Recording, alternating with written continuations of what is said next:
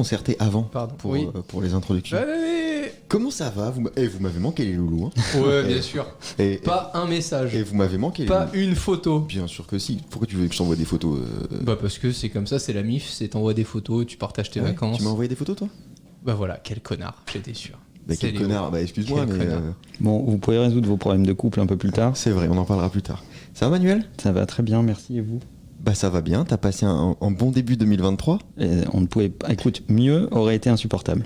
Oh ok, et toi Romain, la forme? Magnifique. Est-ce que vous avez pris bonne résolution? Non. Oh, et me dis pas que t'allais faire la fameuse vanne. Deux. Non ok, j'ai eu peur. 4K, tout ça, machin, parce que je l'ai déjà entendu cette année. Oh oui. Ça m'a mis en rogne. Ah non, ça va. Non. La personne est décédée. ça. Bah non, mais c'est de la merde en fait les résolutions. Enfin, à un moment. Ah oui, ça y est, on est reparti sur de la finesse. Bah non, mais oui, non, mais c'est vrai. Bien. On a dit que c'était le premier truc qu'il fallait dire aux gens. Donc ce qui est important, c'est de se rendre compte. À chaque fois, on dit regarde ce que t'as fait la veille, essaie de mieux faire le lendemain, etc. Et bah, je pense que le podcast va tenir sur qu'est-ce que vous avez foutu cette année. Bah, je pense pas que le fait de prendre des résolutions soit parfaitement inutile. Je pense que c'est inutile si tu regardes pas ce que t'as fait l'année précédente. Si tu commences 2023 en disant je vais faire ça, sans regarder derrière toi ce que t'as mal fait ou ce que t'as bien fait en 2022, peut-être que tes résolutions n'auront aucun rapport avec la réalité. Manuel, il va vouloir remettre un peu de contexte. Là, c'est le moment où il dit non, mais attendez, déjà, il faut définir ce que c'est que résolution. T'inquiète. Non. Ah, pour toi, c'est Mac Lesguy en fait. C'est entre eux, c'est pas sorcier, mec.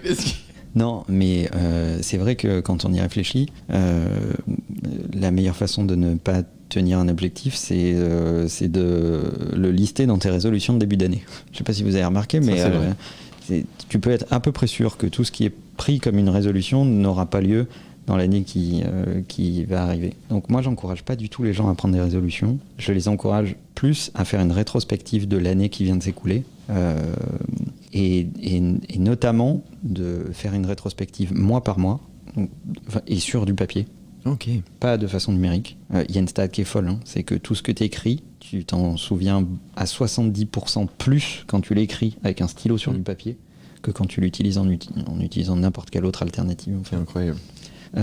Et donc, tu fais 12 cases, janvier-décembre. Qu'est-ce qui t'a marqué? Quel a été le moment marquant pour toi sur chacun de ces mois-là? Et quelle a été ta conclusion personnelle? Est-ce que ça a été un truc qui t'a fait progresser? Est-ce que c'est un truc qui t'a fait régresser? Est-ce que tu considères que c'est un progrès, une erreur, etc., etc. Voilà. Donc le moment, les faits et ton sentiment sur 12 de ces cases-là, en fait.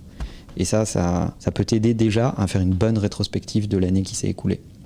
Et de cette rétrospective, tu peux potentiellement commencer à te dire qu'est-ce que je veux pour l'année qui arrive. Est-ce que tu t'attends la fin d'année pour le faire, ou est-ce que au cours de l'année, genre à la fin de chaque mois, tu notes 2-3 trucs C'est toutes les heures, Manuel. Pour te souvenir à la fin de l'année de tout ce que tu as fait, ce que tu notes au cours de l'année? Moi, je note plein de trucs. J'ai même des fiches par personne. Oula. Tu pourrais lire mes fiches, Manuel, s'il te plaît? Mais bon, après, c'est chacun qui voit. Moi, j'aime bien le faire tout au long de l'année. J'aime bien noter des trucs tout au long de l'année. Mais après, je consolide. Je le fais par quarter. Donc, tous les trimestres. Parce qu'après, c'est loin. Tu vois, t'es en novembre. Te souvenir du moment le plus marquant de janvier, c'est un peu chaud, quoi. Donc, le faire au fur et à mesure, c'est bien. Et prendre l'habitude de prendre des notes, peu importe comment, c'est pas mal. Et après, te dire, OK, à l'échelle d'un trimestre, entre janvier et mars, c'est facile de se souvenir quels ont été les faits marquants de ces 3 derniers mois et quels ont été les principaux sentiments qui t'ont affecté en face de chacun de ces faits marquants. Ça, je pense que c'est un truc hyper important. Et quand tu fais la rétro de ton année, tu regardes de janvier à décembre, ben c'est assez révélateur. Parce qu'on a tendance à stocker ou des trucs qui nous plaisent pas du tout, ou si on est un ultra positif... comment on dit? Un ultra... Optimiste, ouais, ça, voilà, merci. C'est ne se souvenir que de ce qu'on a adoré, mais dans les deux cas, c'est pas réaliste. Et c'est un vrai problème. Et en fait, la méthode de la rétrospective, qui est d'ailleurs utilisée dans les méthodologies de développement logiciel ou de service qu'on appelle les méthodes agiles, cette méthode de faire une rétrospective de ce qui vient de se passer augmente la fiabilité des décisions que tu vas prendre. C'est vrai. Mais moi, j'ai pas du tout ce truc-là de... Enfin, j'ai l'impression que les gens prennent beaucoup de résolutions sur des trucs qui peuvent pas tenir sur le long terme. Donc c'est ce qui fait que je déteste les résolutions à l'année. Je déteste cette année, je vais. Attends, déjà fais-le la semaine prochaine. Voyons ce qui se passe. Mais fais-le dans 1 heure. Hein. Ouais. Voilà. Et moi par contre, j'ai ce déclenchement-là chaque fin d'année. Depuis, je pense, depuis le début de Influx. En fait, je commence à me dire, ok, sur quoi t'as passé le plus de temps cette année ? Je suis toujours dans l'optimisation, etc. Vous me connaissez, je peux pas changer. Et qu'est-ce que je pourrais optimiser l'année prochaine pour allouer toujours et encore plus de temps à des choses qui ont vraiment de la valeur et quelles sont les tâches mécaniques que j'ai répétées toute l'année et qui m'ont pris un temps fou. Et par exemple... D'ailleurs, la personne qui parle est un sosie de Romain, là, actuellement. C'est bien fait, hein. J'en ai une, mais je pense en faire une vidéo, c'est de ça dont je voulais te parler juste après, etc. Sur comment se simplifier la vie à l'année, en fait. Et il y a un truc tout con que j'avais toujours pas fait, c'est essayer de synchroniser la création de contacts sur tes emails avec les contacts que tu as dans ton téléphone. Donc à chaque fois quand je voyais un email avec une personne que je voulais prendre en contact, j'ouvrais ma fiche des contacts sur mon téléphone, j'avais copier le nom, copier le prénom, machin, etc. Aujourd'hui ça me prend... Mais non, mais ça en fait partie et t'en as mais peut-être 50 de tâches comme ça. Mais le reste... Alors vraiment le reste, le côté sport, le côté je mange mieux, etc. Je suis complètement David Manuel, c'est fais-le là dans 1 heure. Là à midi, va pas bouffer comme un gros le burger et va faire ton truc que tu veux, quoi. Mais non, mais c'est vrai. En fait, ce qui fait que les résolutions du nouvel an ne tiennent pas, c'est que la seule impulsion, c'est le fait que l'année se termine. Ça vient pas de toi, ça vient pas de ton fort intérieur, d'une vraie envie. Donc tu as l'impulsion du 1er janvier, mais le 2 janvier, c'est terminé. En fait, la seule chose qu'on célèbre à la fin d'une année, c'est que la Terre ait encore fait une rotation autour du Soleil sans exploser.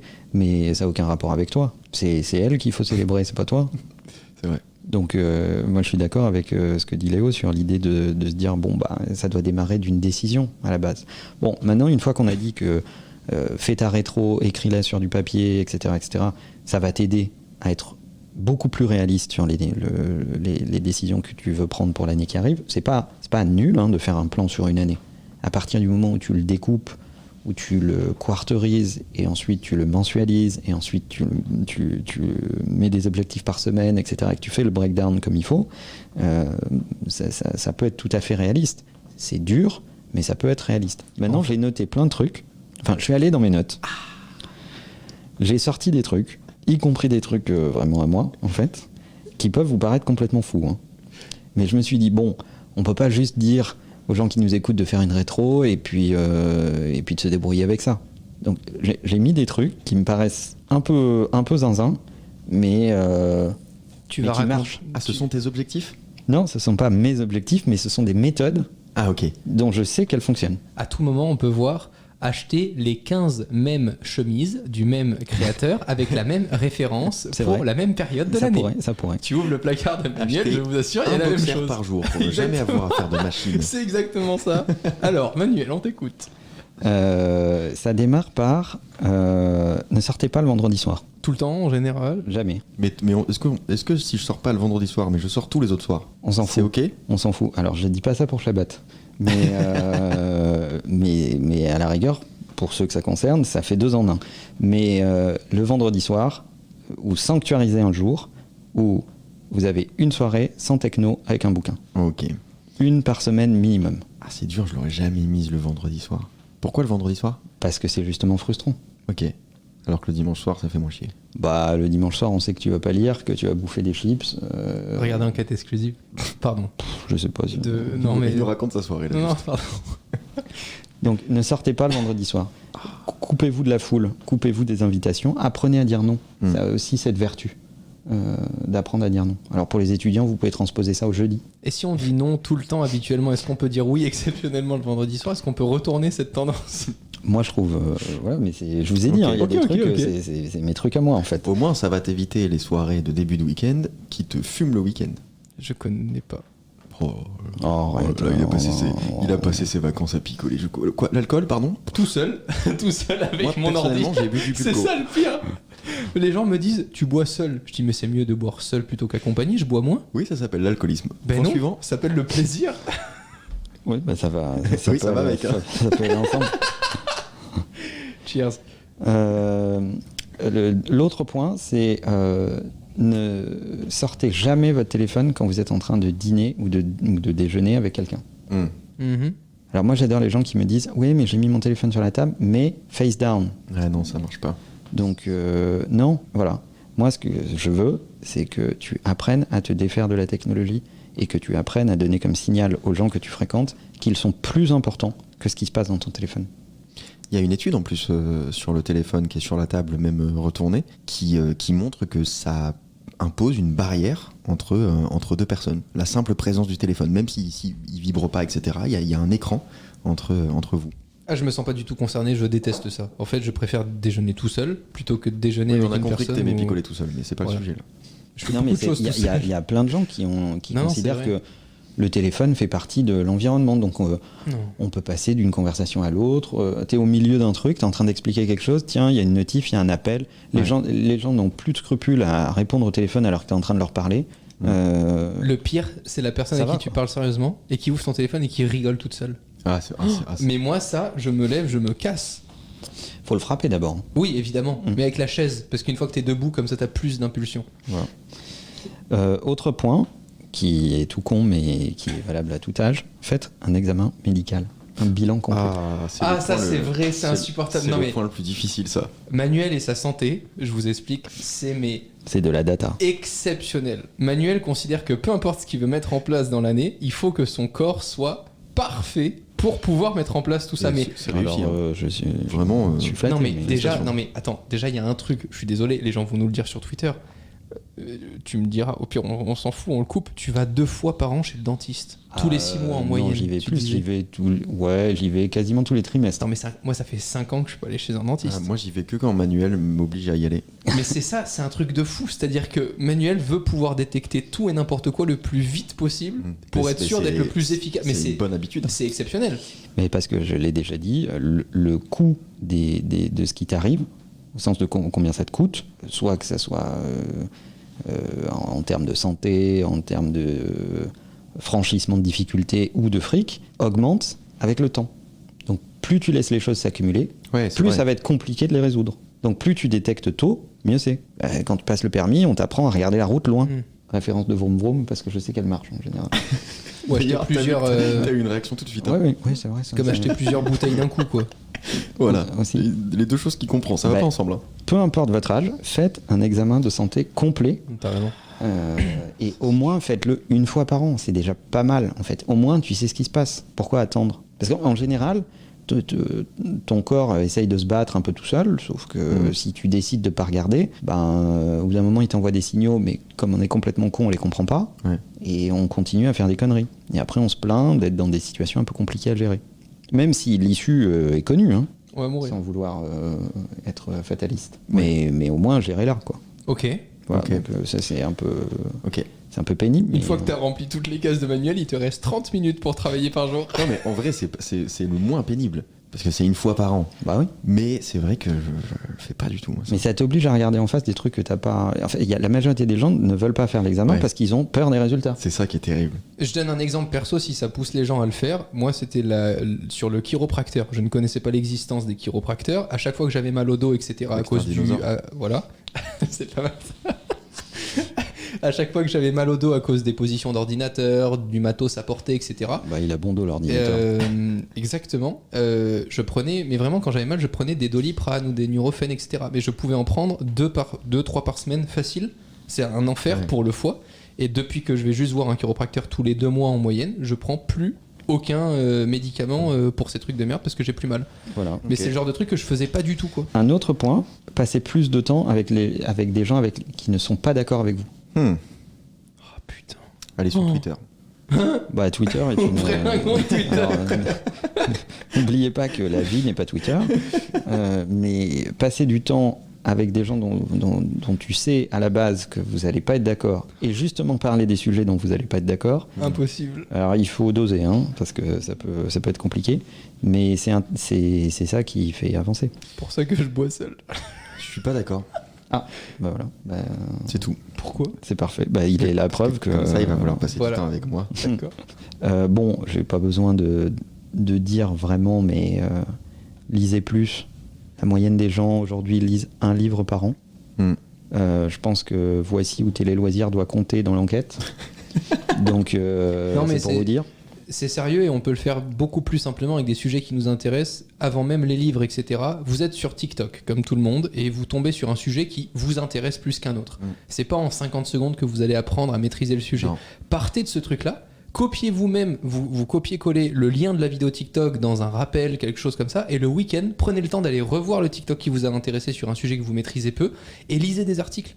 Regardez aujourd'hui Des livres. Des livres. Bien Des sûr, livres, mais ça la suffit. première Moi, j'en ai étape, ras le cul. c'est ça. J'en ai ras le cul des Non. gens qui me disent mais j'ai regardé une vidéo là-dessus, j'ai regardé un TikTok là-dessus, j'ai regardé un contenu là-dessus, ou j'ai lu un article là-dessus. Ça suffit. Hein, la connaissance, c'est pas un puzzle, quoi. À un moment, si tu as un extrait court dans une vidéo ou autre, c'est forcément que le mec a fait un choix sur cette connaissance pour te densifier ça dans un contenu court et donc beaucoup plus approximatif. Donc si tu veux approfondir tes connaissances dans un sujet, il faut que ton effort soit supérieur. Donc il faut lire. Voilà.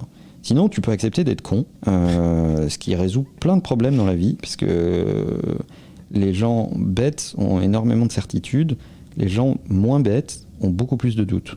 Bah, c'est plus facile parce qu'en plus ça représente la majorité, donc au moins t'es noyé au milieu de la masse, quoi. Si je peux juste donner un conseil aux gens qui lisent pas beaucoup, c'est pas grave de pas lire un livre de A à Z. S'il Oui, y a un alors chapitre oui. qui vous plaît pas, si Ça. le livre vous plaît pas, et bah terminez. Je l'ai compris trop tard. Ah oui. Le terminez pas, justement. C'est Non, le terminez pas. Oui. Mais ça dégage, vous l'offrez à quelqu'un, etc. Non, mais c'est pas vous avez, important. vous avez le droit de sauter des passages dans un livre. On n'est pas à Exactement. l'école, en fait. Non, mais vraiment, et ça, moi je l'ai compris beaucoup trop tard, les gars. À un moment, parfois, j'ouvrais un livre et je me disais, ok, faut que je démarre au début et que je termine. Et résultat, tu penses que la lecture c'est pas ton truc parce que tu te forces bêtement à Ouais. lire des trucs qui ne t'intéressent pas. Alors que depuis que j'ai compris, je donne l'exemple tout compte de La règle des 5 secondes de Mel Robbins, qui est le dernier livre que j'ai lu. Au départ, elle part. T'as lu que 5 secondes et ça c'est très bien. Elle est bien cette vanne. Bref, vous avez compris. Ok. D'ailleurs, j'ai 2 conseils de lecture au passage, vous pouvez pas m'en empêcher. Mhm. Le premier, c'est How to Be a Man, Ok. très bon livre. Et le deuxième, c'est 50 Things Every Man Should Do Once. Ça, c'est mes 2 conseils de lecture. Je pense que c'est 2 très bons bouquins et ça donne envie de lire et ça parle de toi, de ce que tu peux changer. Enfin bon, bref, pas mal de choses. Un autre point, et Romain va pas me contredire parce que Le point G. il nous non plus. Putain. Il a un problème. Hein. Oui. C'est vraiment Oui. c'est les soirs de podcast. Il est déchaîné. C'est une rentrée, c'est costaud. Hein. Ah bah ça, c'est une rentrée. On espère que ça rentre pas. Ouais. T'aurais peut-être pu choisir d'autres résolutions que les mails. Hein. Changez votre garde-robe. Ok. Voilà. Et si vous savez pas comment faire, regardez Freshman. Ok, ça fait du placement. Ça fait du Mais c'est un vrai conseil à la base. C'est un vrai juste conseil. pour ça. Je pense que les gens ont de l'assurance si ils sont à l'aise dans leurs vêtements. Si tu portes un truc qui te va, dans lequel tu te sens bien, dans lequel tu sens que tu mets un peu l'armure, ben ça t'aide à rentrer dans le rôle ou à avoir confiance. Il y a plein de gens sur lesquels le vêtement a un impact sur leur niveau de confiance en eux. Et à force de t'habiller comme un sac à patates, bah, c'est compliqué. Il Quoi. suffit de regarder comment tu te sens le dimanche quand t'es en jogging à la maison. T'es pas en conquérant. Je connais pas la définition de ce produit. Donc ça c'est un point important. Reconsidérez votre garde-robe. Faites-vous conseiller s'il le faut. En général, pas du tout par la personne qui partage votre vie parce que c'est en général catastrophique. Oui. Faites-vous conseiller par des gens dont c'est le métier. Et je dis pas de bêtises. Regardez Freshman, vous avez plein de super conseils. C'est vrai. Sur Insta. Ouais, Instagram, Sur Insta, TikTok. par exemple, ou sur TikTok. Freshman. Exactement. Un super crew. Prenez des moments tout seul.